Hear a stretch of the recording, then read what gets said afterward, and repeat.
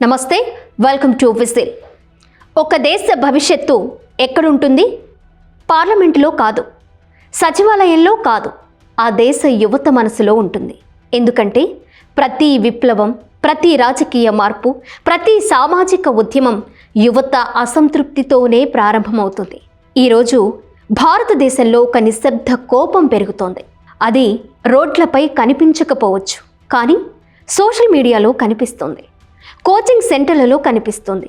ఉద్యోగ నోటిఫికేషన్ల కోసం ఎదురు చూస్తున్న లక్షలాది మంది యువకుల కళ్ళల్లో కనిపిస్తుంది. వారి ప్రశ్న ఒక్కటే: మేము ఇంకా ఎంతకాలం ఎదురు చూడాలి?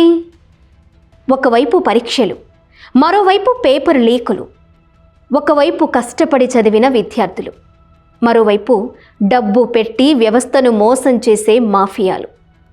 ఒకవైపు డిగ్రీలు, మరోవైపు ఉద్యోగాల కొరత. ఈ పరిస్థితుల్లో యువతలో అసంతృప్తి పెరగకపోతేనే ఆశ్చర్యం. చరిత్ర చెబుతోంది, ప్రభుత్వాలను కూల్చింది ప్రతిపక్షాలు కాదు, ప్రజల కోపం. అందులోనూ యువత కోపం.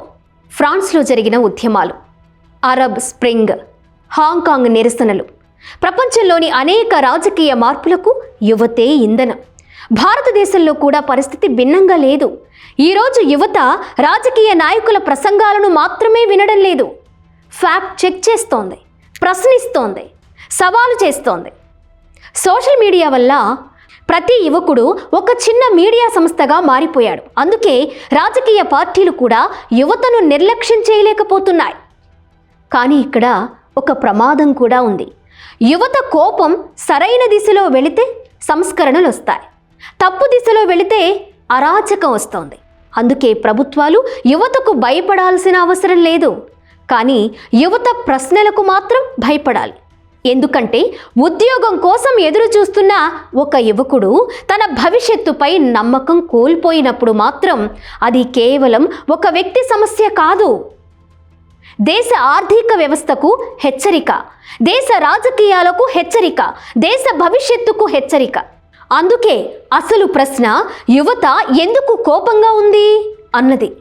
ఆ ప్రశ్నకు సమాధానం వెతకకుండా ఆ కోపాన్ని అణచివేయాలని ప్రయత్నిస్తే చరిత్ర చెబుతోంది అది ఏ ప్రభుత్వానికి మంచిది కాదు. ఎందుకంటే యువత ఓటు వేస్తోంది, యువత ట్రెండ్స్ సృష్టిస్తోంది, యువత ఉద్యమాలు చేస్తోంది, అన్నిటికంటే ముఖ్యంగా యువత చరిత్రను మారుస్తుంది.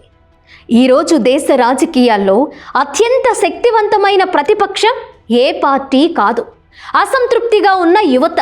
వారి ప్రశ్నలకు సమాధానం దొరికితే దేశం ముందుకు వెళుతుంది, లేకపోతే రాజకీయాలు మారిపోతాయి. ప్రభుత్వాలను ఎన్నికలు మార్చవు, యువత మనసులు మారితేనే రాజకీయాలు మారుతాయి.